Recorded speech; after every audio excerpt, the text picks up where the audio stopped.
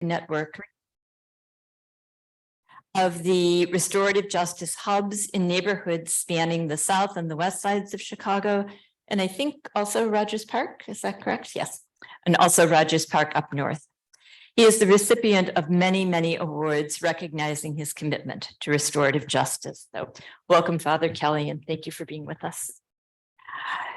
Pamela Purdy works as the Restorative Justice Coordinator and Peace Circle Trainer at PBMR. She collaborates with community partners, schools, and organizations throughout Chicago to cultivate restorative approaches to address and prevent harm, conflict, and violence. Pamela also works as a restorative justice and peace circle trainer for the National Education Association in various states throughout the country. She is the recipient of several awards, including the Balanced and Restorative Justice Award from Cook County Juvenile Court in 2012 for her contributions to the advancement of restorative justice in Illinois. She continues to work with judges and lawyers to introduce restorative justice practices and alternative approaches to harm. So PBMR was honored last summer at the annual conference of the National Association of Community and Restorative Justice for its extraordinary commitment to fostering peace and equity in our communities. And on a personal note, PBMR has been unwaveringly hospitable to our students and faculty, for which we are most grateful. So please join me in welcoming our first speakers, Father David Kelly and Pamela Purdy.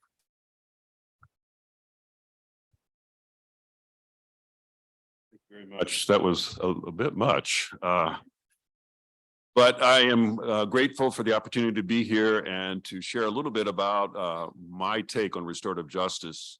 I think one of the things I would start with is restorative justice is a philosophy. It's a way of thinking and a way of seeing the world. A lot of times we'll be asked by a school or some other institution if we can do some restorative justice training, but they see it as a program rather than a philosophy. And creating a culture of restorative justice is probably a bigger lift than just the circle training, which is methodology, which is a practice of restorative justice. And restorative justice, very simply, is about relationships, and it's about mending and repairing those relationships when there's been a conflict or a harm. Phinia Davis says that justice is a healing ground, not a battleground. And I think in our criminal justice system, if we would look at crime or offenses or harm and look at how we might heal those spaces and those peoples, we'd be a lot better off. But unfortunately, the criminal justice system really is about punishment, about isolation, about separating folks, versus restorative justice is about bringing people together and renewing those relationships where there's been harm, and accountability. And accountability is not just, punishing somebody when they did something wrong, but rather holding them accountable. And part of that is the emphasis on holding and keeping them in relationship as we strive to hold people accountable. So restorative justice is about relationships. Good morning. Wow, that was a nice bio. I was like, who is that? It has been a privilege being introduced to the restorative justice world. Someone asked me early in my career, tell me about restorative justice. And all I could think of was, I'm a mother of a daughter. She's 26 now. I want it to be wherever my daughter is in school at.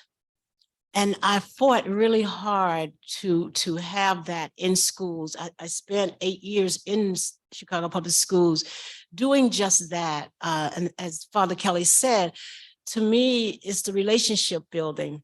When I first was introduced to restorative justice, I was with someone doing circles. I was not trained. I was just sitting there as a person to just shadow her.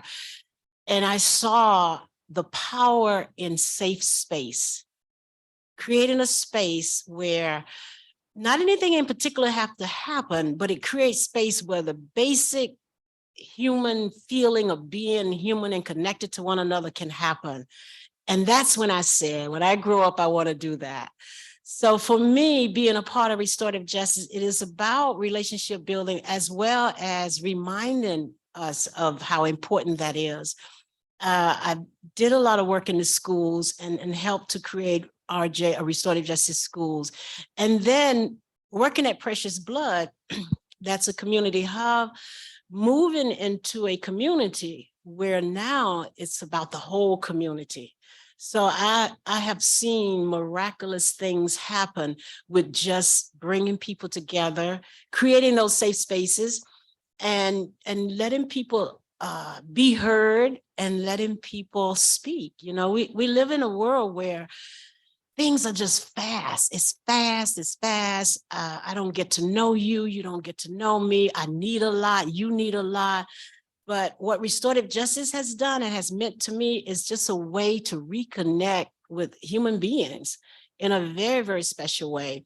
I do a lot of training because that's important too. I love going around, sitting in and co-keeping with people that I've trained, watching them do this work, but people that really believe in that. And it's just, my part is just a reminder.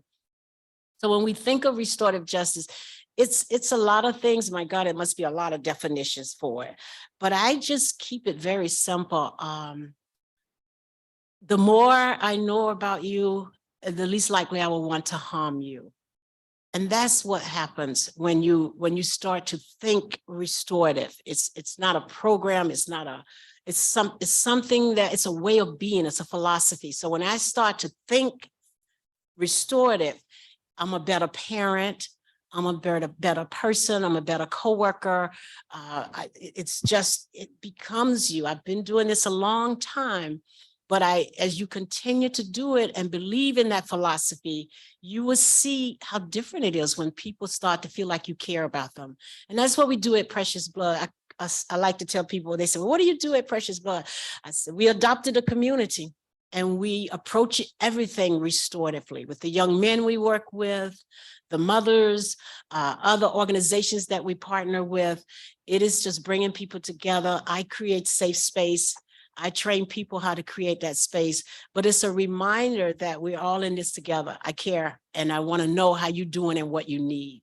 So it is a world of just acceptance. And it has been really rewarding to me, not for what I've done alone, but for how people, when you bring people together and we are all on that same page. That's why I love circles. There's no higher up. There's no, you're up here and you're down here.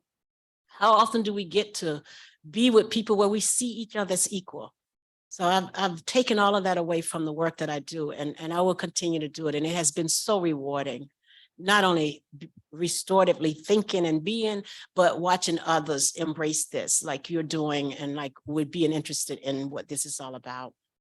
I'm honored to be here. Thank you. Just briefly how that might look in our center. We're on the south side and 51st and Elizabeth. And we work a lot with families, mothers in particular, grandmothers who have lost children to homicide. And we gather in these spaces and they have an opportunity to really talk about the trauma of losing a child to homicide. And they tell us all the time that that's one of the few spaces in which their story is still welcomed, because even families, and we know this, families will oftentimes say to a mom or grandmom, hey, you got to move on. You have other children to take care of. You can't really get stuck in this space. And so when we gather together, and there's a lot of them, they have an opportunity to really talk about the pain and the hurt and talk about the anniversary or Christmas coming up or whatever the time of the year is and how that impacts them. And I did a lot of the circles with them, and we would gather regularly. But they also knew that I went into Cook County Juvenile Detention Center in the county jail. And they, at the beginning, that was, a struggle for them, that how could I go into a place that perhaps the person who did harm to their child was at? But they kind of liked me, so they put up with that. But little by little, they would ask me, do those kids do they ever say they're sorry? Is there any kind of remorse? And I would say there is. And, I would talk a little bit about it, but, I wanted to focus on their stories and not take this story away from them. But they kept asking. And so I said, well, why don't you come in with me and we'll sit in circle with some of the young people. They didn't want to do that. Jail was not quite what they were looking to do. But I do a religious service there, a mass there. And that they knew. And so I said, why don't you come in for mass for the religious service? And then afterwards, we'll sit in the space with some of the young people. And that they agreed to do because that was safe to them. They knew what that would be like. And because I knew that a lot of the young people in juvenile detention center, and especially those who are being tried as adults, those who have more serious cases, and, you know, I talked to a lot of the young people, would they be willing to sit in this space with these moms? These moms all lost someone to a child to homicide. And they would. They said they would. And I knew these kids pretty well, and I knew the mothers very well. And I knew that moms would not be harmful to the kids because that was in the back of my head. I didn't want somebody to come in and, you know, scold these kids. They're being scolded enough, punished enough in so many ways. But then we came in and we celebrated mass. And then afterwards, we sat in that space, and there's about 6 moms and probably 7 or 8 young men, all tried as adults, so all with serious cases. And as soon as we sat in the circle, you always do a check-in and an introduction. And as soon as the mothers had the talking piece, they began to weep because their identity was one of losing a child and the pain and the trauma of losing a child. And the young people obviously were taken by that, eyes wide open. And as the talking piece went around, though, the young persons began to tell their story. And their story was, you know, I don't know my mom, or my mom's in prison, or my mom's on drugs, or a whole host of other kinds of things as that talking piece went around and around and around. And in the beginning, when the moms first came in, they were very tentative and very guarded, arms closed. But as the kids started to talk and as the moms shared their stories, you could see everybody kind of leaning in a little bit more. And the guard was let down. And little by little, the mothers began to say things like, you're such a nice kid, and you're so handsome, and all the kinds of things mothers will say to a young person. And what happened in that space was the mothers came into that space thinking these are thieves and thugs and delinquents. But as they got to know them, as stories were told in a safe environment, they began to see them differently. They saw them too as victims in so many different ways. And that relationship was built. And as we ended the circle in detention center, when it's time up, you know, officers come down. And we ended, the kids went back up to their cells, their pods, and the mothers helped me gather up some of the circle belongings. And they said, now what? And I said, what do you mean now what? Well, they did not want to just walk away, that relationship now was over. They had started a relationship and they wanted to continue that relationship in some fashion. And so and this is when I could do this back in the day, they came back in like a month or so later and brought all this food to be able to share with these young people and break bread together. And so what happened as just, you know, a tentative kind of feeling became a relationship. And even to this day, those mothers oftentimes ask me about those young people. How they doing? What are they doing? Are they okay? Because that relationship was forged in that kind of space. And that's what can happen when you really attend to relationships versus an issue. So we weren't talking about their crime. We're talking about who they were as persons, the young people and the mothers themselves. And so it was a powerful example of how storytelling and relationship building, when tended to, can really build a community.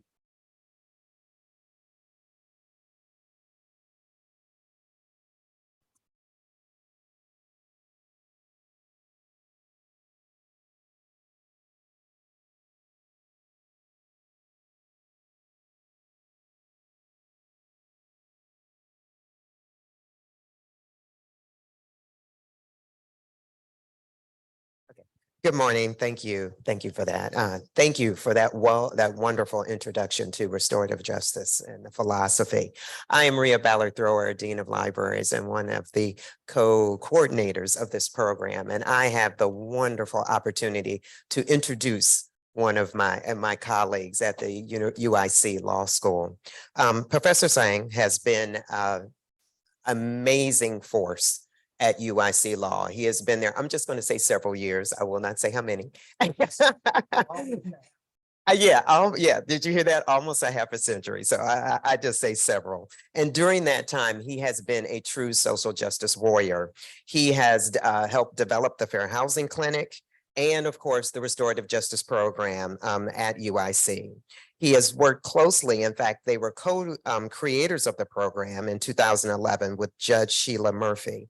During that time, they have even written 2 books on restorative justice, one Readings in Restorative Justice and Restorative Justice in Practice. So it is my pleasure to introduce one of our co-coordinators of this program, Professor Sang. Thank you, Rhea. It's really a pleasure to be here this morning and to see all of you. And I understand there's a good group on Zoom. So we're really excited about the idea of UIC really being more involved in restorative justice. Taking a note from Father Kelly, the 3 of us sat down and tried to define what restorative justice was in one sentence. And what we came up with, I think, is not too far from what Father Kelly said. Restorative justice is a philosophy and a practice that recognizes active responsibility, repairs harm, and builds communities for a better future. So that was our one sentence definition of restorative justice. We didn't mention relationships, but that goes without saying that restorative justice is building relationships. I want to emphasize that restorative justice goes beyond the criminal model. It applies to all aspects of life and is both a practice and a philosophy, and both of those are interconnected. About a year and a half ago, the Illinois legislature passed a confidentiality law, and I photocopied it, and each of you should have a copy of that law. But in the preamble to that law, it states, the General Assembly encourages residents of this state to employ restorative justice practices not only in justiciable matters, but in all aspects of life and law. And I really think that applies to UIC also. So I think the legislature is encouraging us to do what we're doing today. As mentioned, Judge Sheila Murphy, who had spent many years on the bench and handled many innocence cases, came to me and said, we really need to establish restorative justice as a program in a law school. And we went to the dean, and the dean looked at me and he said, well, you're already doing a program in fair housing discrimination. What does that have to do with restorative justice? And I thought for a minute, it hadn't really occurred to me. And I said, everything. You can't do restorative justice in Chicago without looking at the segregation and division and the history of hatred in Chicago. Restorative justice and fair housing are intimately intertwined, and one cannot exist without the other. Both Judge Murphy and I had very little idea on what a restorative justice program in a law school would look like. So we went to Marquette University, where Justice Janine Getzky, who had been on the Wisconsin Supreme Court, resigned because she was frustrated with presiding over cases where people were being sent to prison. And she established a restorative justice program at Marquette, where she went to the prisons, and particularly the Wisconsin State Penitentiary in Green Bay, and conducted circles, multi-day circles with persons who are in the prison, and brought survivors, people who had had children who had been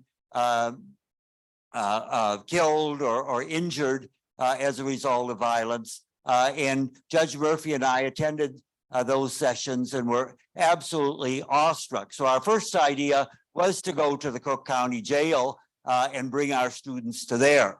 But just at that time, a teacher at Richards High School in the back of the yards called us and said, you know, I had an altercation with a student and I called the police, and the policeman told me that I should think about restorative justice and not call the police, because this would give the student a criminal record. What is restorative justice? And I understand you people at the law school are thinking about it. Can you help me? So we established a program at Richards High School. We moved that then to the elementary schools because we figured it should start earlier, and ultimately to the Union League Club boys and girls clubs. And so we have been working with young people ever since. And I might just say that children get it. Children understand restorative justice. Even elementary school at the very basic level understand fairness. And they talk about fairness. And they talk about how they have been injured and how to make things better. So we work with them on resolution. They come up with the rule, and because it's their rules, they follow the rules, and it's a perfect example of justice coming from the bottom up. Restorative justice is also perfect for the law students. Most law students, as I would assume students in most professions, come to law school with a great deal of idealism. They expect to change the world and make the world a better place. By the end of their first year, that's pretty much been drummed out of them. And they're thinking about how they make money and simply how they survive the brutal practice of law. So we bring restorative justice to the law students. Our class, we meet for 2 hours a week, where the students not only learn the circle process, but we also have them be exposed to speakers. Father Kelly has come on occasion to our class. We get defenders, prosecutors, judges, psychologists, psychiatrists, others, social workers, to come to speak to the class about restorative justice and what needs to be done in the criminal justice and other dispute resolution areas. And then the students go out into the community and work with the children. Right now, they're mostly working with the Boys and Girls Clubs on violence prevention and the problems that these students are going through. This has been eye-opening to law students. Many of our law students come from suburban areas. Many of them come from privileged backgrounds, although many come from the community also. But they get to go into the community. They see the segregation that exists. They see the poverty that exists. They see the violence that exists in these communities. And that in many ways is shocking to the students, where they get there on a Monday morning and the students are almost climbing the walls because of what they have witnessed or their family has witnessed over the weekend. So this has been a really eye-opening and I think a very valuable experience to the law students. They'll never be the same. Many of them, it has changed their views of what the law can accomplish.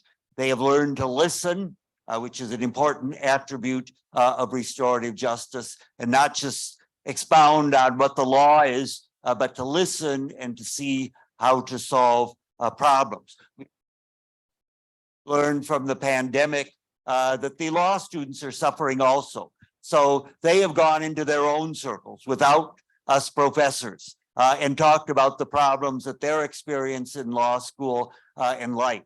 And many of them have said that is the only reason they've stayed in law is because of the interaction that they have in the school.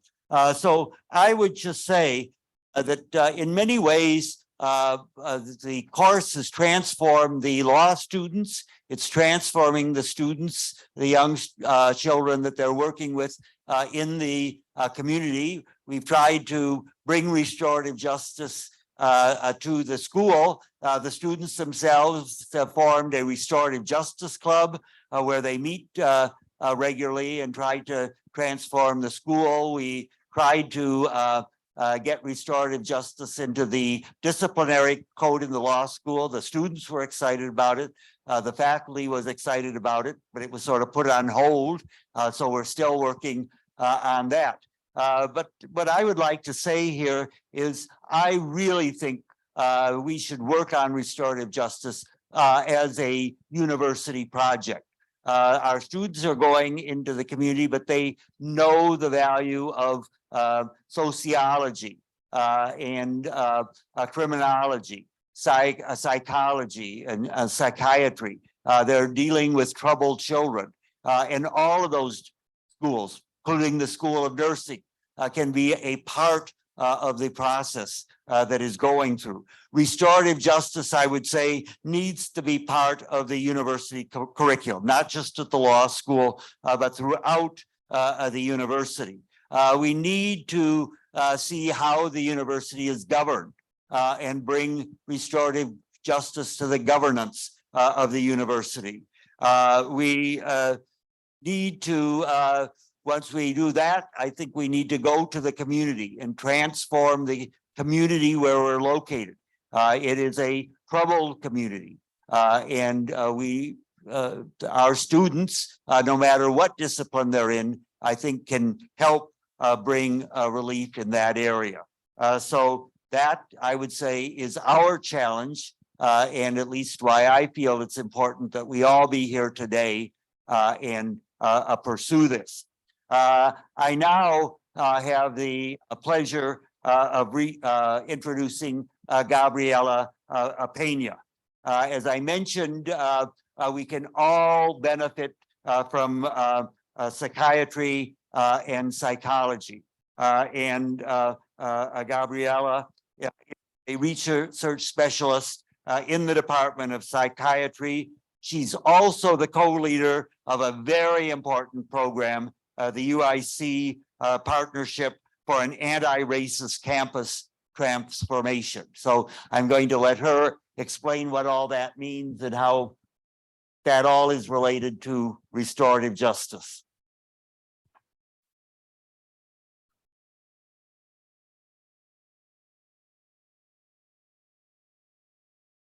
Thank you so much, Dr. Singh, for that wonderful introduction.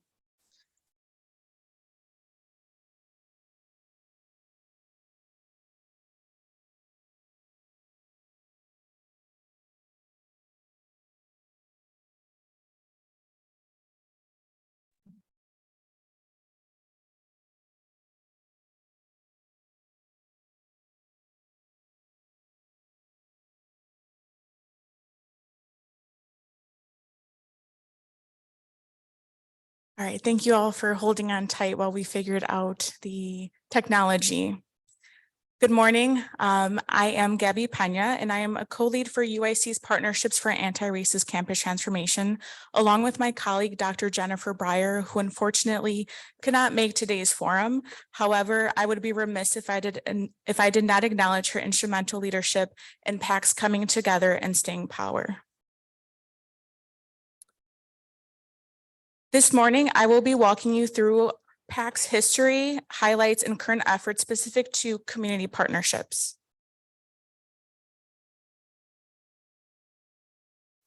Before what is now referred to as PACT, we were known as the UIC Community Engagement COVID-19 Strike Force, which came together in April of 2020 as a planning and organizing space to work on behalf of Mayor Lightfoot's Racial Equity Rapid Response Team.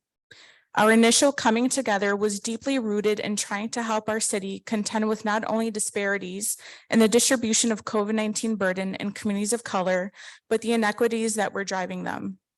For us to do the work with integrity, we understood that we had to name and acknowledge the roots of anti-Black racism and structural violence that were driving the stark disparities of COVID-19 that was happening across our communities at all levels, locally, regionally, nationally, and globally.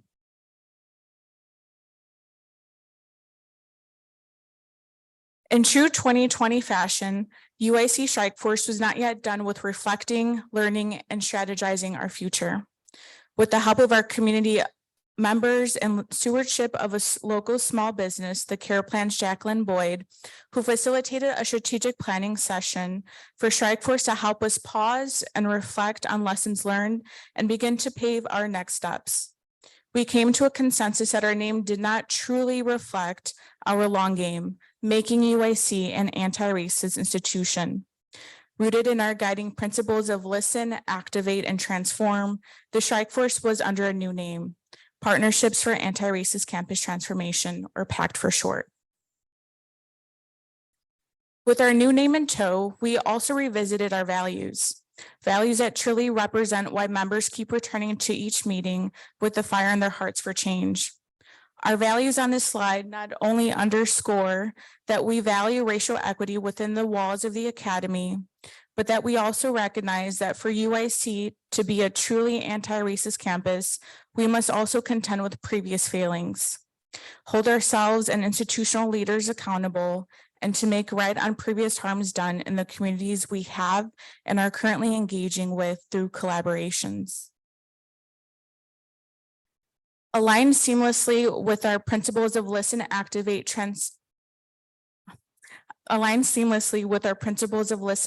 and transform, and the values showcased on the previous slide, our long-term goals are to address systemic racism and anti-Black racism at UIC and to transform our institution's structures and norms to cultivate community-engaged scholarship and research. PACT chose these goals to be our long-term goals because, quite frankly, any other goals that did not explicitly name racism and structural determinants by way of university policies and norms around community engaged scholarship and research would be grossly insufficient. Though PACT is still in its embryonic stages, we have yielded some early successes and some lessons learned. Beginning with some successes in the late fall of 2020, with the monetary contributions from campus partners, PACT was able to fund 5 $10,000 pilot awards, each one grounded in innovative and anti-racist community engagement. Each was able to use up 75% of awarded funding to support the contributions for their community partners. Each pilot project exemplified the power of community voices and their role as change agents in tackling larger systemic and structural issues. They all underscore the necessity for universities to acknowledge and amplify research, scholarship, and activism that is of and from the community. With this, our pilot awardees included the work of President Terrence Chisholm and members of the Chicago 400 Alliance, who sought out transformative justice in reducing and abolishing public conviction registries, banishment laws, and public exclusion zones through advocacy and education. Carrie Stewart, UIC faculty, midwife, and founder and CEO of Melanated Midwives, and her team, along with UIC faculty and nurse practitioner, Dr. Pamela Pearson, developed a new and just paradigm of maternal health for and of by Black people and was awarded a $9.9 PCORI grant. Equity and Transformation Directors Richard Wallace's organizing with UIC Social Justice Initiative was vital to change ideas about where intellectual production happens. Professor Saria Loftons of the College of Nursing evaluation work with Open Lands and Chicago Grows Food helped her team learn that many Grow Kit users already had prior knowledge about growing food. Professors Gayatri Reddy and Anna Guevara documented the power and resistance of racist restrictive covenants faced by Black residents of Chicago's Winthrop Avenue. Other PACT successes included our work in engaging faculty across campus and to join PACT to promote information sharing and horizontal communication at large, working on the development of a centralized community partners database to capture the depth and scope of our university community partners and partnerships, and providing intensive warm handoffs between UIC researchers and community. Lastly, our partnership with other campus partner from the School of Public Health, the Collaboratory for Health Justice, has also named PACT as a contributing collaborator in a MacArthur Foundation grant that will see PACT and the Collaboratory co-develop a health justice lab, an inclusive classroom, and/or campus initiative.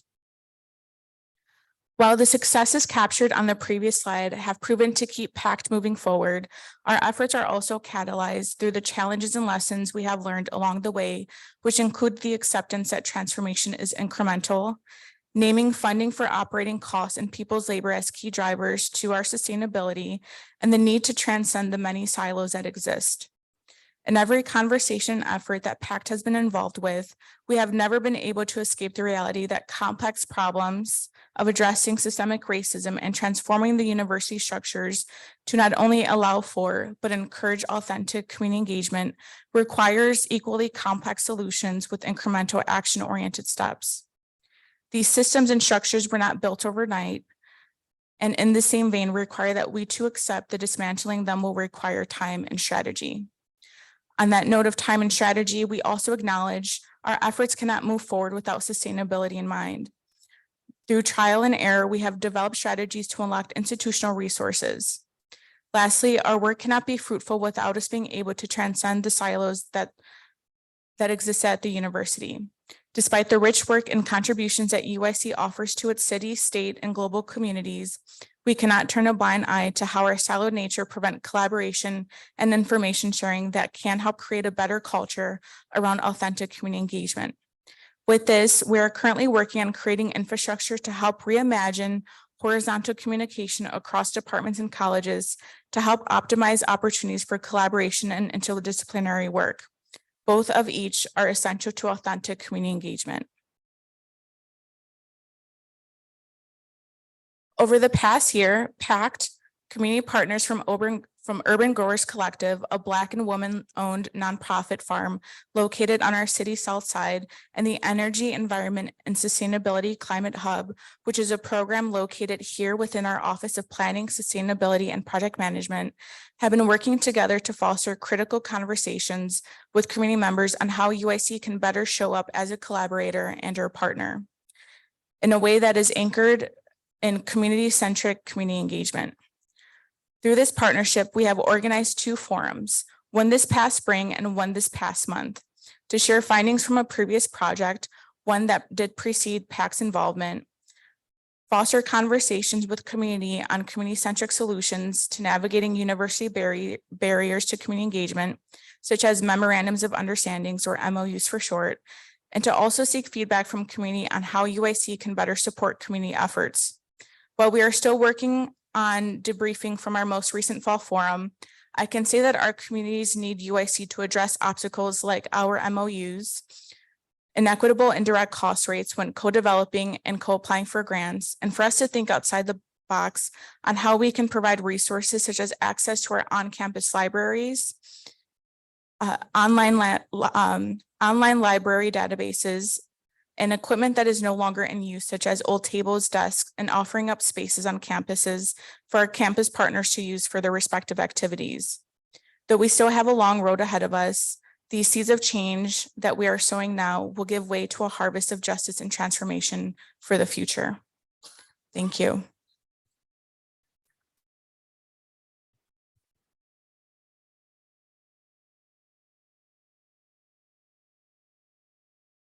Have some time, and we've got some really great experts here. So I would suggest that we take a little bit of time, and if there's any questions or discussion any of you would like to add, please, we would very much welcome it. So I've got the microphone, so let me go around and I'm Dolores Castañeda from Lido Village, and thank you for your presentation. But I had a question for Father Kelly. I know Father Kelly and I know his work, but I wonder, we don't have this kind of service in Lido Village, and the situation in my community constantly somebody be killed every week. Like the past week, 2 young people be killed. This week already another one is killed, and part in this group called Padres Angeles, Padres Angels, and constantly we in vigils and funerals, and sometimes they say we prevent violence, but we not prevent anything because we need to have programs in the community. We need to have these children doing something. We have only one park and we almost 74,000 people living in that community. And we have one park, another park, little park they building close to Kukani jail. And I think we need more resources in the community and lose like when somebody's killed, it's like another one be killed. And I wonder how we can unite it and working with the Black community and Latino community to be our voices here. Thank you. Thank you for that. Yes, I lived for 20 years in Little Village, so on 24th in California, so I know the community. What we have been doing in back of the yards at Precious Blood is we've been doing it for a while now. And families, because there is not enough resources for families, in particular families who have lost a child to homicide, they come from far distances sometimes. And what we're trying to do in a similar way that we kind of started the restorative justice hubs, that everybody ought to have an organization that is about relationships where young people and families can go to, not because they have an appointment, just because they want to be in that space. A lot of our young people come just to hang out, to be there, to get something to eat. In a similar kind of way, we're trying to build a network of other community-based organizations or churches or people who would really want to help create these safe spaces for moms and grandmoms in particular. But then that needs to also work with the whole family, because you lose a child to homicide, it impacts the mother and if the father's in the house, but it also impacts the young people, the siblings. And so creating those kinds of spaces in other kinds of communities. And so I would love to work with you. We can talk after this to really, because that's one of the things we're trying to establish, is to a network of organizations, churches that are willing to create these safe spaces for those who have been impacted by violence.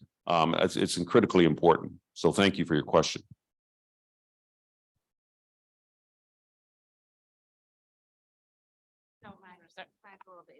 Okay. Thank you so much. This is exciting. I wanted to talk, a couple of you mentioned restorative approaches within educational spaces. So in terms of discipline, in terms of, especially at the university level, what does that look like? What is it? How can you give more details about that? Sure, and then I would invite others to add, but I was on the disciplinary committee at the law school a couple of years ago, and we didn't change the disciplinary track, but what we did is make an alternative track where students in the school could agree that we would pursue a restorative justice process, and that would be basically where the person who was generally accused of an infraction would work with members of the administration, with other students and faculty, and get together, find out what happened, work out a solution, and do it in a more restorative way. Because again, my experience as a teacher is rarely do you have infractions operate in a vacuum. But often they're treated that way. You know, this person did wrong, we've got to punish them.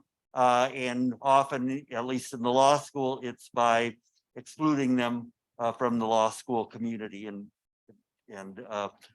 we decided that was not good. The students were very much in favor of that. The faculty was very much in favor of that. The administration had some questions, and it was sort of tabled, and it's been sort of tabled ever since.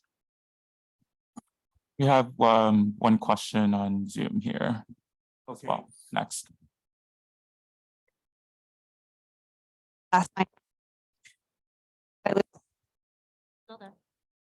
I'm still here. My question, I think you kind of just touched.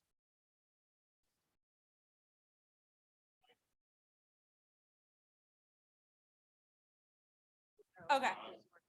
So my question is, what does success look like after the groups? I think you gave that example of the group that you held with the mothers and the young people, and that the mothers at the end sought relationship, like wanted to know more, engage. And is that the success that the groups are looking for? And I think like going into the education is success that the student doesn't get removed from the like what is success, I guess. And maybe but I'm just curious. No, that's a real good question because we, like everybody else, we search out for grants and grantors want to know, okay, what's the impact? And the city grants and government grants, they always want to know about recidivism. Is what you're doing stopping young people from going back to jail? And I firmly say we don't track recidivism. I don't think it's an accurate kind of thing to track. Recidivism is more about policing. When something happens in our community, an incident of violence, every Black and brown young person in our community gets picked up the next day or the following day. So of course, the recidivism is going to go up. For us, what we measure and what I think is a valid measurement of the impact is how connected are our young people and families to the community. So are kids going to school more? In the beginning, they went once, twice a week. Now they're going 3-4 times a week. Are they going to see their mentors or their programming or activities? And those are the kinds of things we track because just like in a family or a community, what's really important is how close knit that community or that family is. Because when you're close knit, then all kinds of incredible good things happen in that space. But if you're not, if the kid's out of the house all the time, that the odds are that young person is going to get in trouble. So we measure, how connected people are to the community as a valid measurement.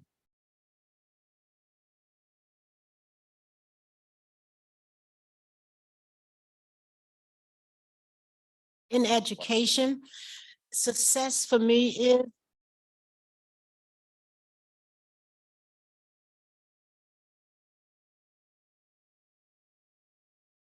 I would not go and work with the young people or the students because they're watching the adults, they're watching the principal, they're watching the teacher. So you go in first and you have to work with from the top down, and that's dean of students, officers are if they're located. So if you get them in safe space, introduce them to another way of being. It's not about what rules were broken and who should be punished. We come from a society where if you good, something good will happen to you. If you bad, something bad is going to happen to you. Well, that has to change. You have to go in and address the people that set that example.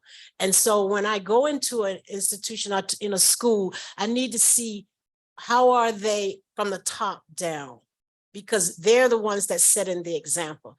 When you walk into a space, a restorative space or a restorative school, you can feel whether that school is about punishing or whether it's about let's figure out how to make this right. Because if a student is acting out, if you have a problem, there is a lot of host of other things going on to get to that point. And that's usually never looked at because the emphasis is on how do we punish. But in restorative, we look at, being a restorative philosophy, we look at how do we bring all this together and not even worry about, we hold people accountable, but we're not focusing on just how to punish someone, but what's happening, how do we get to that? So if the student body, if the teachers, principals, or whoever's up top, if they understand that, they don't send off that energy that somebody has done wrong and someone should be punished. And that's how the schools I've visited or the schools I've worked in, I have to see, how do you feel? Are you restored? How do you feel about what happens when young people get in trouble? Looks like is that if you've ever been in a school in the South or West Side, as soon as you go into that school, there's a metal detector and there's a security guard in that right there. And a young person comes into school, take off your book bag, put it through here, pull up your pants, get the hat off. And that's the first encounter that young person and if that young person had some drama coming from home or on the bus or wherever that person, already he or she feels that confrontation. How different it would look if they were greeted, hey, how are you doing? You doing okay? How was yesterday? Okay, let's put your book bag through here, okay? A different attitude. And that's why Pamela always stresses, you got to get the administration in the room because they set some of, they give the space and the place for where restorative justice can happen. I've been asked many times, can you do a circle, between classrooms, like 20 minutes? No, it takes time. And so you have to be committed to really creating an environment of restorative justice. I just wanted to do a quick follow-up to Rebecca's question about what it might look like to be instituted at a university level. And I just wanted to say briefly that at the national conference that was here in Chicago last summer, there was a whole session of people from universities who are implementing restorative justice practice that talked about their experience. So there is a loose kind of network of people who are trying this at the university level. Notably, it was kind of California-based. Berkeley was, but there is a group that has established this and is able to be supported. So, Okay, can I? Yep, we have 2 questions in the chat. One's gonna speak now. Hi, I was just called on.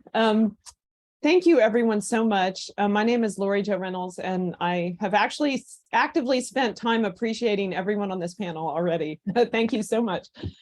So when Professor Singh said, what does restorative justice and fair housing have to do with each other? Quoting someone who said that to him, that really stung me because of the work that I'm working on with people in the community. And it stung me because we have a general unwillingness to forgive people. Well, sorry, I guess it stung me because one of the most amazing things about restorative justice is the ability to rethink people that you have most demonized, to take the time to do that. And one group that is so demonized that in the criminal legal system are people with sex offense convictions, where people seem to put their anti-carceral values aside, because of that conviction, and not realize the same processes are in place with human beings that lead to these convictions as other kinds of harm. And then in housing discrimination, it's also the most extreme situation because we've subjected people to housing banishment laws for their whole lives. Their whole families are in Chicago, but we've banished them from almost all housing in the city of Chicago for life. And these happen to be poor people and mostly Black men. And this is one of the groups that was funded by Gabriella and PACT, which was then the strike force. So my question for you is, how, restorative justice seems like it's defined as taking place in concrete situations with concrete people affected, but how could it be applied to a more general sense of rethinking the people in our community, our neighbors, and I mean, I'm asking that generally, but I mean, this is also the challenge of the people who are experiencing homelessness that I work with.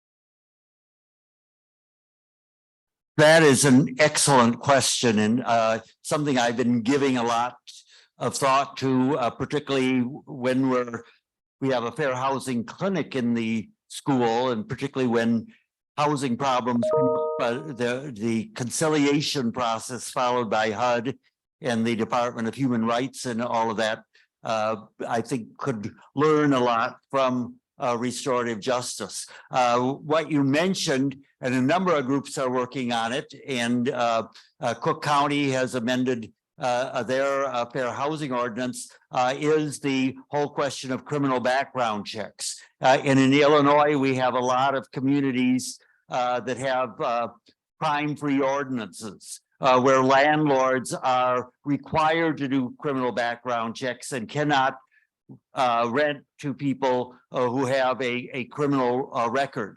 And some of those requirements go back 20, 30 years, where somebody has a criminal record and they don't care what it is, shoplifting or whatever, they cannot get housing. So I think there's a real challenge now. The Illinois Department of Human Rights is working with us, putting out a brochure on crime-free housing and the problems that causes. There is Illinois laws dealing with domestic violence, because some police departments have and cities have requirements that if you call the police more than 3 times, a tenant should be evicted, and many of those people are victims of domestic violence who call the police and then lose their homes because they're victims of domestic violence. So this is an area that really needs a lot of attention and is only at the beginning stages.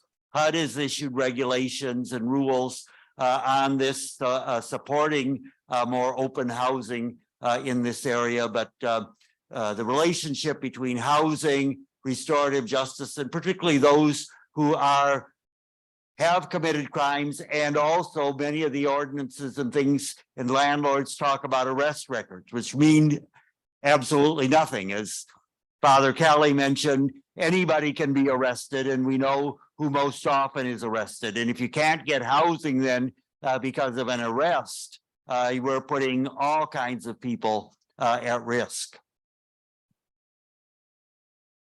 We have one more. Oh, Okay. one more on Zoom.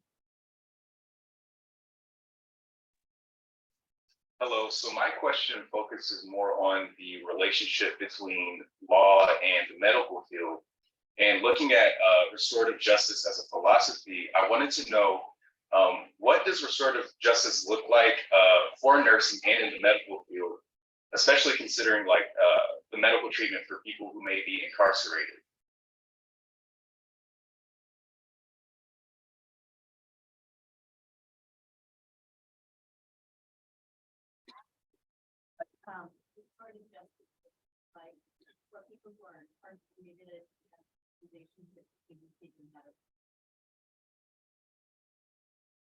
And we're currently doing a training in juvenile detention center. And we held circles in juvenile detention center amongst young people who are being held, tried as adults.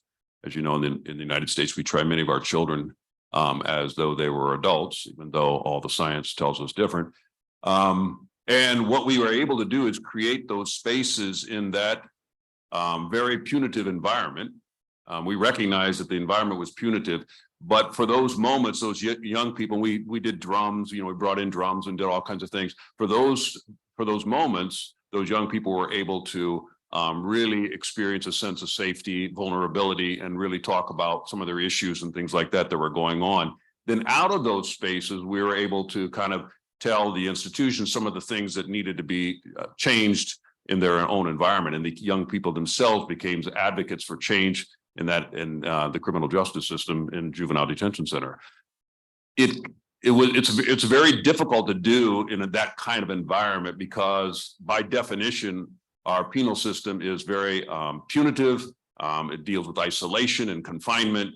And so to do a restorative justice process within that space is very difficult to do. I'm not sure how in regards to the medical services, I just know because we deal with a lot of many of our staff members have spent decades in prison, and the medical services within the criminal justice system is horrific, if at all. So there's so many interrelated kind of issues, whether it be housing and things like that are so important. And you really, a restorative justice allows you to be in the space where you hear that firsthand versus just, say, for example, a lecture or something like that. And that's what makes a difference in my mind. When we sit people of power in those spaces, and they can really firsthand hear the impact of the housing laws or background checks and all those kinds of things, that is one way in which they begin to start to change those laws. And that's one of the reasons why we did the privilege law with the Catholic Lawyers Guild, taking the lead on that, was because defense attorneys didn't want their clients going into a circle because they were afraid they would say something in that space that in turn that would be used against them.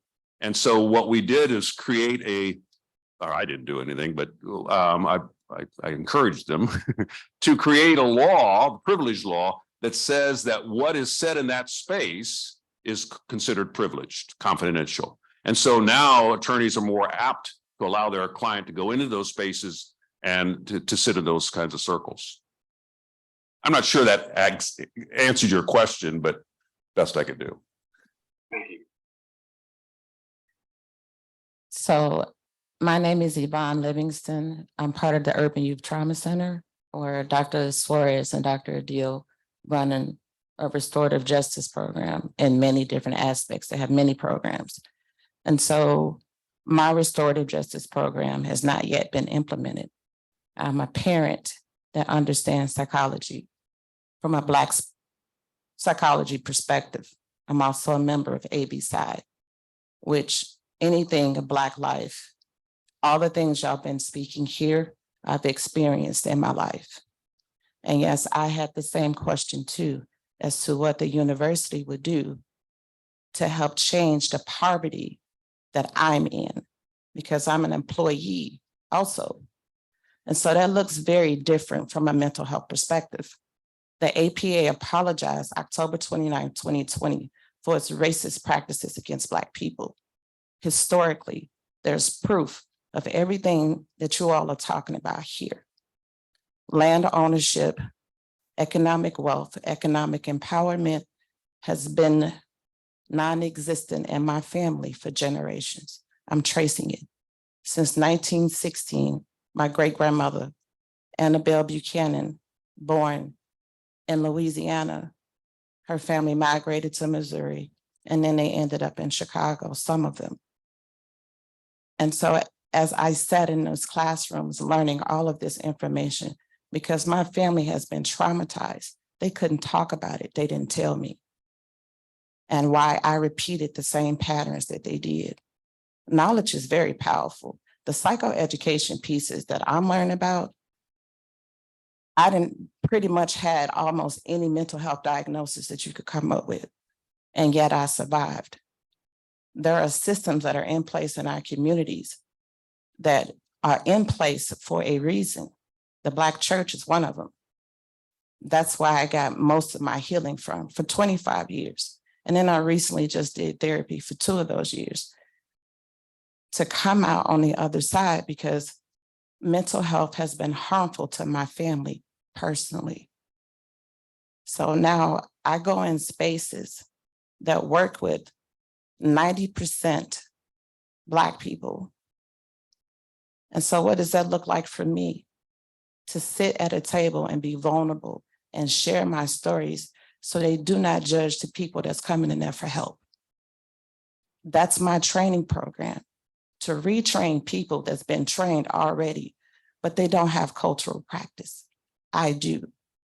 My lived experience is very important because I have to get my children through. There are 6 of them. And one of them did have contact with the justice system. And I had to go get my son out of jail without a lawyer. I did it. I took his class, the fair housing class. He taught me some laws and I applied them immediately. That's the education that I needed to help me, because I've been discriminated against so much, it ain't even funny. 6 children trying to get an apartment in the city of Chicago. Y'all know how hard that is? I had people help me though. And we stayed in cramped spaces in order for us to survive. But now I'm coming out a little different. I'm coming out fighting and swinging, because I live in a community where the bullets are flying. I live right in this area too. So it's really hard for me to really understand the nature of how the university does business with the community. Ain't nobody came to my space. I'm trying to set it up though. I'm running a church at my house. It's called Sister Moms, where a group of women have gotten together to decide that we need to do something about our communities, whether y'all help us or not. It's our job. I would like some help. I'm not telling you not to help me, but I am telling you that I would do whatever is necessary, whatever is in my power to disrupt violence. I'm working with anybody that's willing to help me do it through economic empowerment. A lot of our people just need access and resources like I did. And now I'm asking for it. I'm actively asking the University of Illinois at Chicago to help me change my community. I'll come to your spaces as much as I need to. So now it's a partnership for me. Y'all come help me too. And you cannot tell me that you can't help because everybody in this room has some form of education, lived experience, time, talent, or treasure. That's what I need.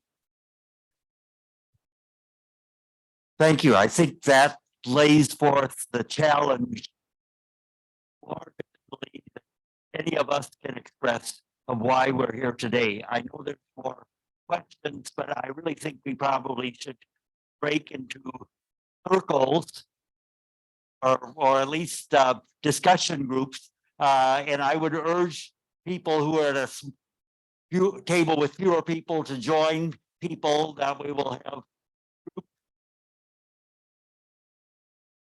or take. And the same thing with those of you who are on Zoom.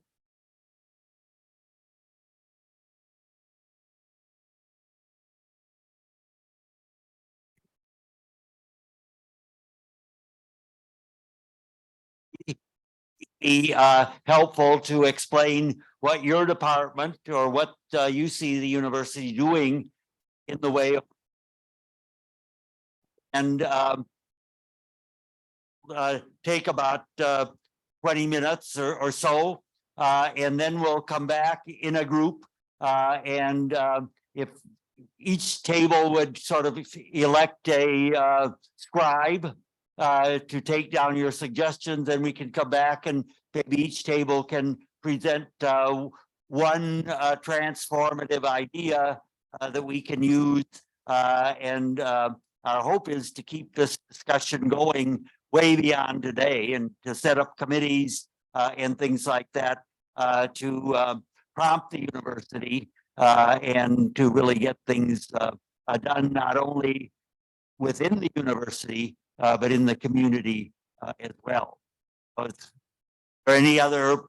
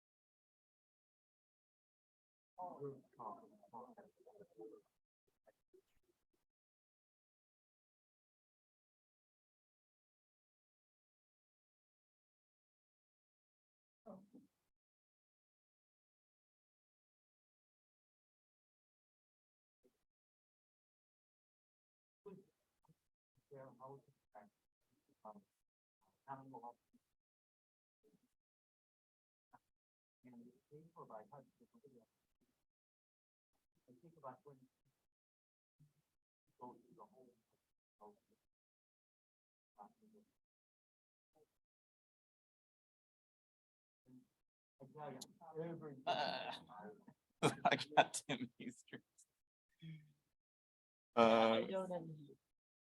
1 second. That's okay.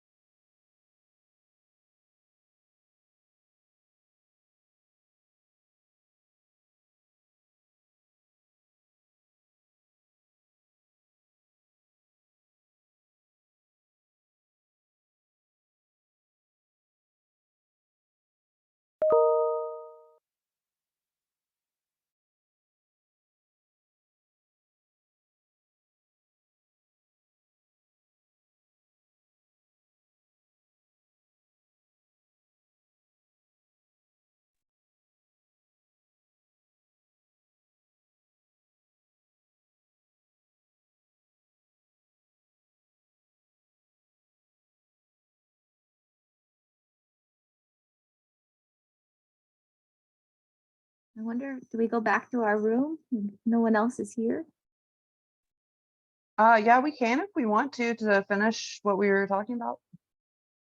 Did we? I wonder, they'll let us know maybe to come back in? We can Okay. go back if you want to.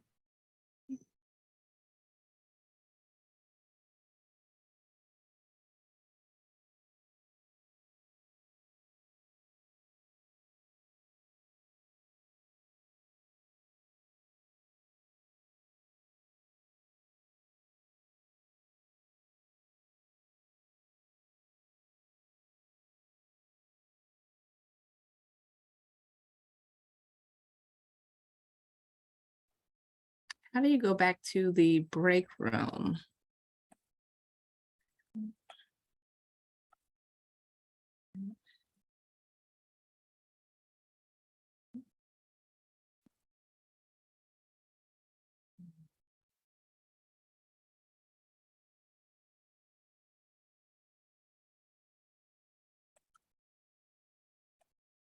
I'm here from the side.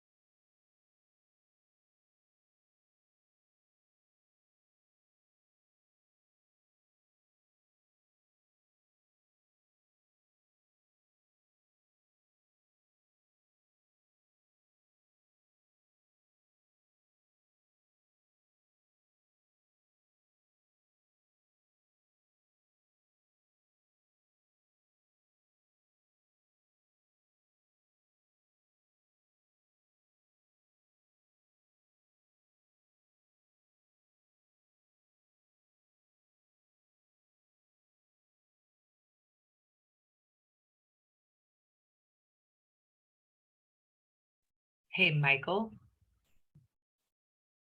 15 minutes left, and I see there's 5 groups here, and I suspect about 2 on Zoom. That gives us each group about 2 minutes, unfortunately, to report what your recommendations are. But I would like to go around the room and then to those who are online and get your recommendations. I would also like to ask those of you who are scribes if, because many of you probably have more than one recommendation, to transcribe what you've written and send it to one of the 3 of us, and we can put this together. And then I'm gathering, I think this is the start of something bigger. So maybe we can take a few minutes even after 12 and talk about what we can do to bring ourselves together again and really get something going. So can I ask this table?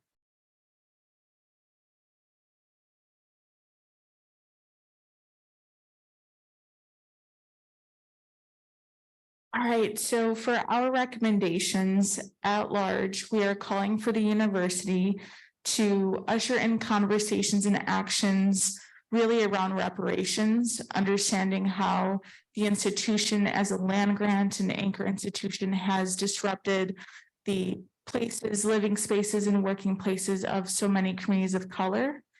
Additionally, truly seeking to transform policies and practices that also help to perpetuate harm and help drive systems of oppression that, again, really do disproportionately impact folks of color. And additionally, changing university policies at large that do not help to foster both restorative and transformative justice in every single way. Thank you. Excellent. Thank you.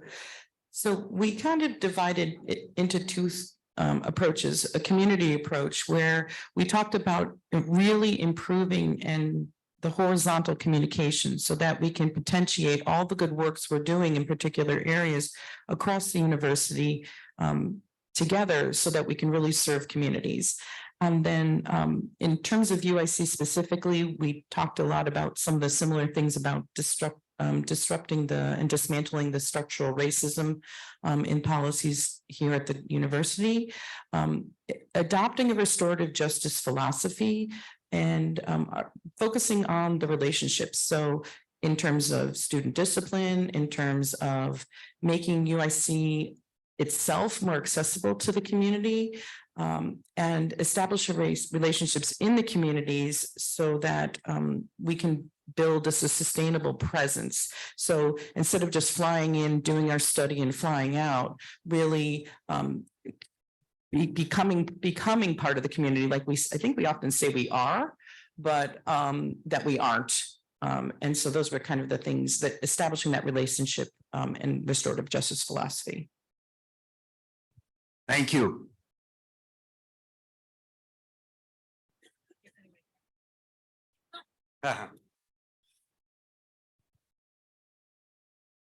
So we had such a lively dialogue. We didn't get to write a lot of stuff down. So these are bullet points. We talked about, similar to others, the higher administration committing so that it's a top-down kind of thing, and that they do the work as well as implement it and integrate it throughout the different colleges. Creating time in the classroom to go actually into community and spend time hearing from communities, similar to what you guys said. So creating these experiences to hear about the lived experience as part of the classroom at UIC. That deans and administration need to also spend time in community, send them out there for listening sessions once a year as part of their job, so that they also are in touch and not such a part of this corporate culture, but understand a lot of where our students come from as well. Integrate RJ into the quote unquote punitive system at UIC. So it's not just about reporting and policies, but include and integrate these healing spaces so that people can really be accountable and help, decrease that divide. When we were talking a lot about racism in particular, like we need to create an anti-racism environment. We have to create safe spaces to really unpack that. Creating gateways for those with a record to be able to attend UIC. So policies that would, really show that we put our money where our mouth is and we want those students here as well. And then creating communities of care among faculty and staff to combat siloed competitive culture and create the foundation for harm repair. Thank you.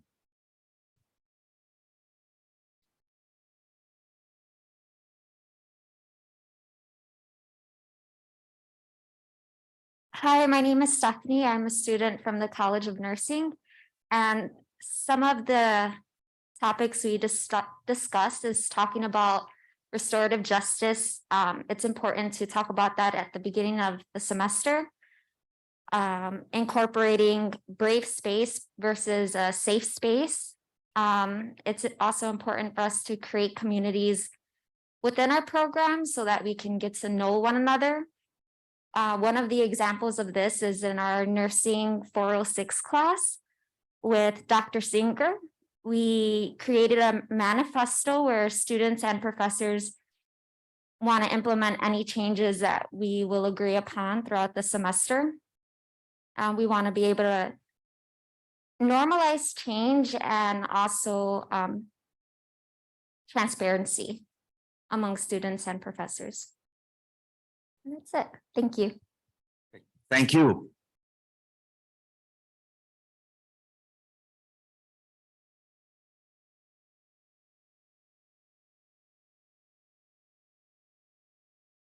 Hello, everyone. I'm very happy to be here. I'll start with that. But as a group, we first decided that everybody needs to experience the circle first. They need to experience the process of it from beginning to end, to gain knowledge of that philosophy that they would further bring out to the community. Also, we would have a restorative justice campaign university-wide. Maybe prior to that, we would also take a survey of administration, different departments to see their thoughts currently on restorative justice and see how we could maybe plan that campaign based on their thoughts and how we can change some of those.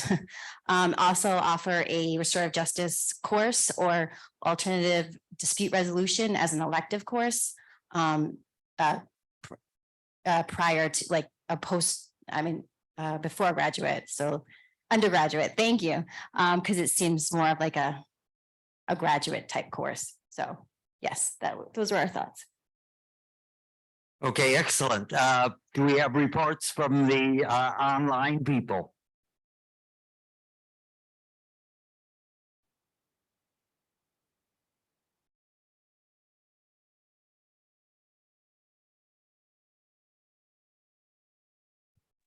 Yeah, I was in group 4.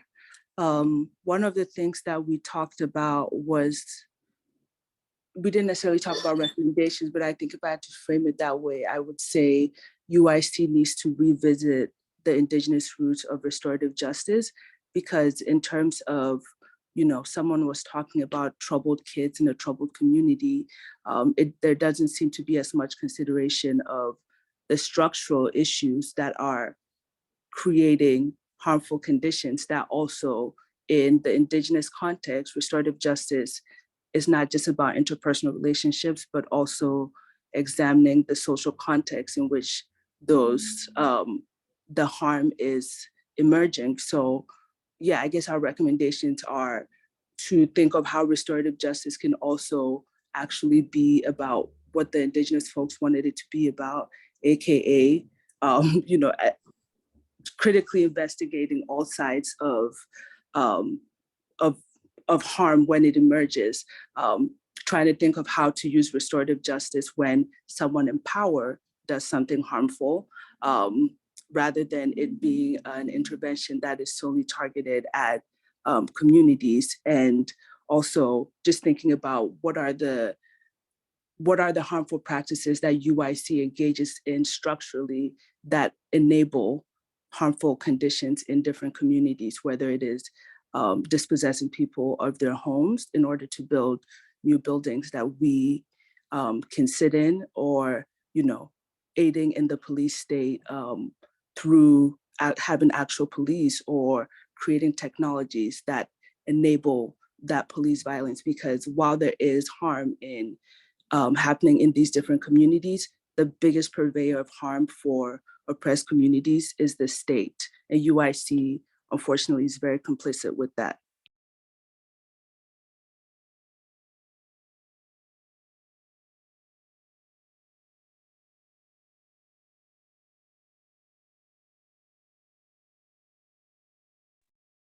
Hello, my name is Hugo Trevino, and I guess I can speak for my group.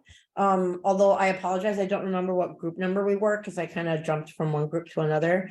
But some of the things that we were talking about in my group is like how students also need to gain more knowledge on when they are being discriminated against, and how they can reach out for help, or how they can document. So I think that would be another way that the university can kind of educate students better on how to better advocate for themselves. And so I love that one of the other groups also brought up, like maybe making it a class on restorative justice or things like that, so that students learn a little bit more about how this can be implemented no matter what degree they're getting. Another thing that we talked about is not forgetting different groups on campus who we are helping. While we do want to celebrate that the university, is doing an amazing job at helping, certain marginalized groups. We also need to realize that the university can be lacking when they do help other marginalized groups. And so like one of the things that we said is that, we're definitely here to celebrate the fact that UIC is considered a Hispanic serving institution. But one of the things that we also noticed or want to bring to light is the fact that UIC is kind of failing our Black and African-American students. And so how can UIC also become a Black serving institution, or just make sure, or like even with like our Native and Indigenous students, like, we're also not really serving those students as well, and like making sure that the enrollments are up there. So in restorative justice, making sure that as we're having these conversations and we're bringing people to the table, what other groups are we leaving off the table? And so in making sure that restorative justice truly is inclusive, and that our diversity is fully diversity and fully inclusive. And then another thing too, that just to kind of end off too, is with also making sure, I know that one of the things that that I loved about today's discussion with restorative justice is the fact that we don't want to be policing our students. And we don't want to be policing our communities. That's not what restorative justice is about. So another thing too that should be really highlighted is the fact that we also want that if students are having a mental crisis, or if they need to be transported to a hospital or something like that, that we make it so that police are not the first responders that come out and interact with our students, but the university also needs to put money and funding forward so that if a student is in crisis, if they need to be transported, that it's someone that knows about mental health, someone that knows about restorative justice, someone that can help de-escalate the situation and make the student feel safe, instead of calling upon the police that might not be equipped to help that student, and that might not, that might escalate the situation by a student feeling like, oh my God, someone called the police on me, I must be doing something wrong, when in reality, they're not doing anything wrong. They just need help because they're in crisis. And so that would be another thing that restorative justice needs to be brought on upon the university. Thank you. Wow, these are really good suggestions. I'm going to turn it over to Rhea now, who's going to talk about the next steps. So I would like for you all, we have a QR code for those, and it'll come up on the screen for those of you who are here. So if you can just take your phones, and then take that image of the QR code. And for those of you who are on the Zoom, I'm sorry, I have my back to you all. I have to turn like this. Those of you who are on the Zoom, there is a Google Doc. And what is on the QR code in the Google Doc? These are the next steps. These are subcommittees that we have created that we think this, because we don't want it to end just here. And you could hear from the group that definitely everyone wants to make steps and go further. Yes, I'm sorry. Was there another group? I'm sorry. Yeah. Oh, I'm totally. Yes, please. So if we can have Anna present and then Lori. So Anna, if you want to go, and then Lori follow. Okay, great. Well, everybody's recommendations are like really outstanding, and we are just touching the surface. We're a pretty diverse group of with like roles at UIC. But I took a few notes, and anyone from group one, please jump in. From a curriculum perspective, essentially communication, explain what is restorative justice, implement it, allow there to be space to allow there to be a space to allow for those to happen before having to file a grievance, create a space for having it to occur. The importance of introducing peace circles, and when you're done talking to pass the stick, which really emphasizes listening and active listening. And one of our members talked about Paulo Freire and about all the hard stops, thinking about all the hard stops we face, what can happen if we imagine beyond those spaces. So, so in terms of incorporating the curriculum, trying to envision something different, but then another member talked about, yes, let's just reimagine. How can we reimagine our work?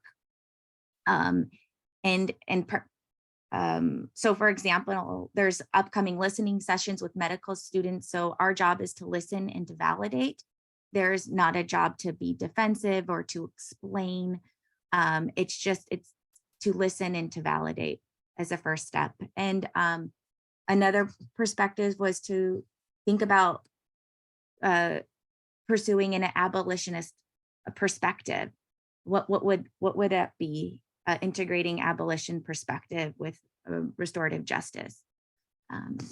Anyone? And then also thinking about research and community engaged research, community-based research. How could we bring restorative justice into our research practices? And looking at UIC and our communities and other universities that we partner with, how can we, this being a wonderful first step of reducing our silos, and we may go to the communities multiple times with different projects. So how do we create our communities and engage communities in a more holistic, like with more holistic way and more synergy across across our works.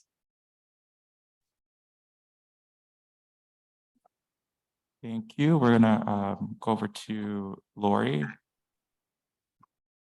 Oh, hi. I wasn't the designated person, but I'll do my best. I'll just mention the things we brought up. I don't think we had time to agree on anything totally. But one person brought up, first of all, the barriers across the university to actually knowing what's going on, both to help, to do something, to know what's happening. And then we also had a person from the dentistry school pointing this out in terms of like having a clearinghouse for the community of all the things going on at UIC that where people could be connected with help or community. The other items have already come up, but addressing conflicts in our units where conflicts get escalated very quickly when they could be handled in the unit, and that leads to ongoing strife. And we're all in units for very long times, many of us, so it really makes so much sense to have a restorative justice approach. The other one has already been mentioned, but that's in admissions. We currently do bar certain people from admissions based on it having a conviction record, which is structurally excluding many of our neighbors, especially people of color and people with criminal records. I was the faculty sponsor of the Yes Apply campaign to address this, so we did remove the question from our application, but now it's after the application, and people who have applied have been contacting me, and they're distraught because they think they get accepted, and then they find out they have to answer to this thing to their conviction. So it's not a good system, and it has to be addressed. The other one is working in community, and of course I brought up working with people who are our neighbors that are banished from housing due to state laws that literally say you are banished from housing, yet they must live in Chicago because their families are here. So, and then we also then again discussed the idea of a clearinghouse, and that led to this idea of the library being the hub of greater information for the community and for greater access for be it technology, meeting spaces, information, etc. But then we kind of also started to talk about the many problems with our piecemeal system of trying to help people through this and that program and nobody knowing, and the whole burden being on the person to find these different programs that may or may not accept them for a million reasons. And that just led us to a much longer conversation that I'm not doing justice to, and I'm sorry. That's it. Thank you very much for that. I'm sorry again that I didn't realize we still had 2 more groups left. So as we wrap up, what I wanted to say is for those in the room, and I've seen many of you do this already, take a image of the QR code. Those of you who are on the Zoom, there is a Google Doc. And what is on there is that we have 5 subcommittees listed for you to express your interest and which group you would like to be in. And so we will follow up with you. So the groups are an advisory committee, which would be if you feel you already have some expertise in this area. Have you already been trained to do circles? Do you already know a lot about the restorative justice philosophy? 2, a steering committee. Those will help organize us. All the other committees, what are we going to, where are we going to go next? How are we going to do this? What is the plan for this initiative? 3, the curriculum committee. I know many of you have discussed how can we implement this in our academic environment. 4, governance. This was also highlighted starting at right? How are we going to get the administration, our deans, our vice chancellors, all of those have to be engaged and support this process, because we know that in order for this to be truly effective, you have got to have the administration involved. And then of course, community. It is not listed last. We realize very much that, and you heard that today, that this is one of the essential elements of making restorative justice truly work at UIC. I have the pleasure of doing the final thank yous. And I would like to start with just briefly to explain to you, and this is just real quick, on how we got here today.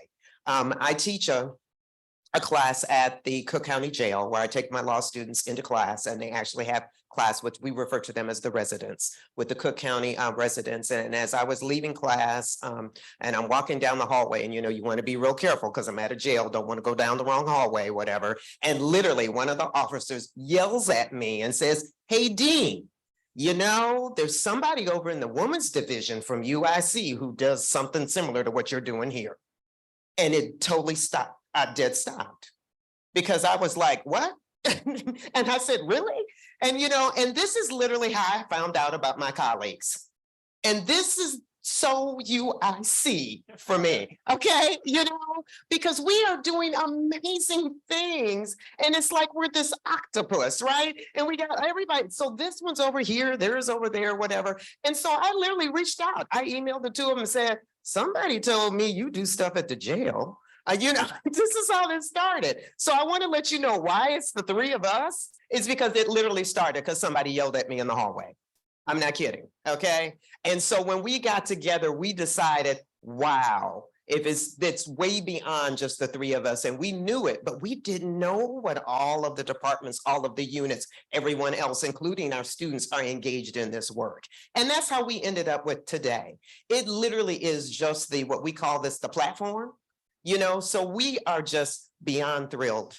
And I mean this seriously, that you all were here on the Zoom in person for an idea that the three of us got together and just started talking about and said, let's try this, because we realized how essential restorative justice is as a philosophy and why we feel it is really, really important that UIC is engaged in this work and with our corresponding communities, right? So that's just briefly, but thank you. I have to thank, of course, our students who were behind the scenes, our AV support. Oh my gosh. Yeah, let's give them a hand. It's not easy doing a hybrid meeting. Okay. You know, I also want to thank, and I think Dean Collins already left, my other, Dean colleagues here, our Dean of the Law School, you know, as well as the nursing school, because that was one of the things when the three of us got, I literally said, oh, I can get the other deans on board, you know, and so that was one of the things that I do want to express a definitely thank you and for letting us have this great space for this initiative. I also want to thank many of our other colleagues that once we started discussing this and sending out notices, who reached out to me and you know, for example, the Dean of Social Works. We are engaged in this work. We would like to be a part of this as well. Of course, the chair of our criminal justice program, same thing. I mean, I can't begin to tell you how many emails we started getting saying, please, please keep us engaged. We want to be a part. And once again, it just solidified for us of all the amazing work, the good things we know that UIC can do, and the places where we know we need to improve. But it's so exciting to see that so many people are engaged and excited about this work. And so the last, you know, big thank you I got here is you all. I mean, when we sat around and I'm gonna tease you all, we were lucky that we were thinking, maybe we'll get about 20 people to show up. You know, we might have 3 groups. This will be exciting, you know, that kind of thing. If we can get that many people to, you know, to show up and listen about, you know, why we think restorative justice is important. And then when we started seeing all of the RSVPs, we were just amazed. And so we realized, and then today with your engagement, with your comments and your questions, we are totally full. And I just want to thank each and every single one of you for taking the time to come out here. I know many of you have other responsibilities, other things that need to be done, but we are so thankful for your engagement today. And be sure to go to the QR code, sign up for a group, because we will definitely be reaching out to you to take this step forward at this university. So thank you very much.